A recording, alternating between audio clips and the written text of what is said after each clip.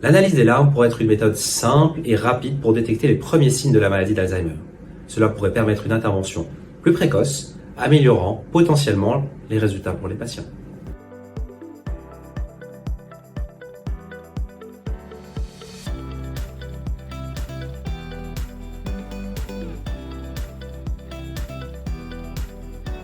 Je m'appelle Raoul Kanavkana et je suis praticien hospitalier universitaire en ophtalmologie à l'hôpital universitaire de Tours avec une surspécialisation en neuro-ophtalmologie.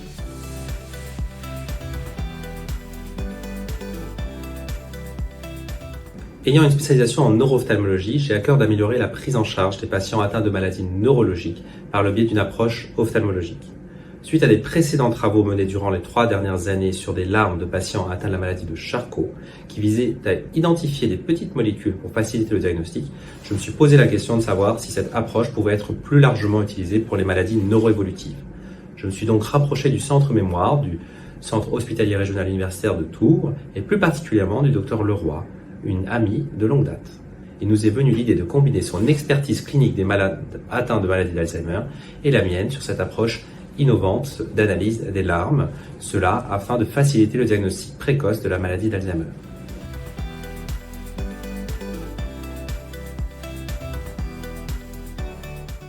Il s'agit de prélèvements de larmes qui vont subir 2 types de procédures en réalité.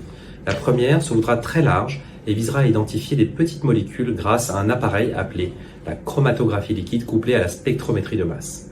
Derrière ce terme un peu complexe se cache un procédé de préparation, détection, puis d'analyse des composés contenus dans les larmes.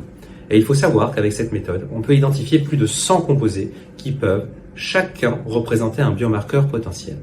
La seconde visera à cibler spécifiquement le dosage de la protéine Tau dans les larmes, un biomarqueur connu dans la maladie d'Alzheimer. L'innovation méthodologique vient donc de la méthode d'analyse sur des volumes extrêmement faibles, ce qui requiert une expertise mixte, celle que nous avons acquérie durant les 3 dernières années et celle que nous empruntons au service de biochimie du CHU de Montpellier. Pourquoi finalement les études débutent, en particulier durant la dernière décennie? Parce qu'il y a tout simplement un très faible volume de larmes par œil. On est entre 4 et 5 microlitres, c'est extrêmement peu. On peut augmenter ce volume lorsqu'on prélève les larmes des 2 yeux, mais ça reste des micro-volumes. Et donc il faut y associer des méthodes d'analyse qui permettent justement d'identifier les composés dans les larmes à partir de très faibles volumes. Et ces méthodes d'analyse, elles n'existent que depuis peu.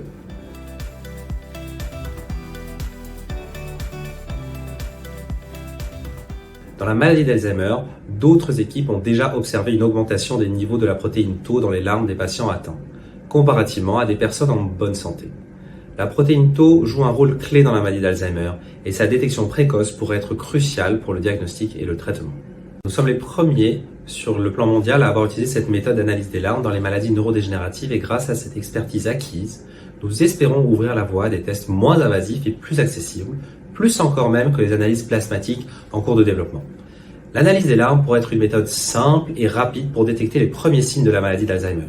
Cela pourrait permettre une intervention plus précoce, améliorant potentiellement les résultats pour les patients.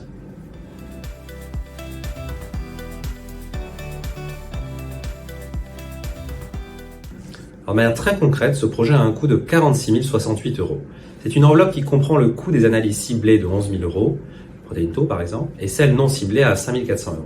On peut aussi préciser les indemnités de participation pour les sujets qui s'élèvent à 8 100 €. Et enfin, il y a des coûts administratifs pour finaliser par exemple l'obtention des accords réglementaires éthiques et s'assurer du bon déroulé de l'étude.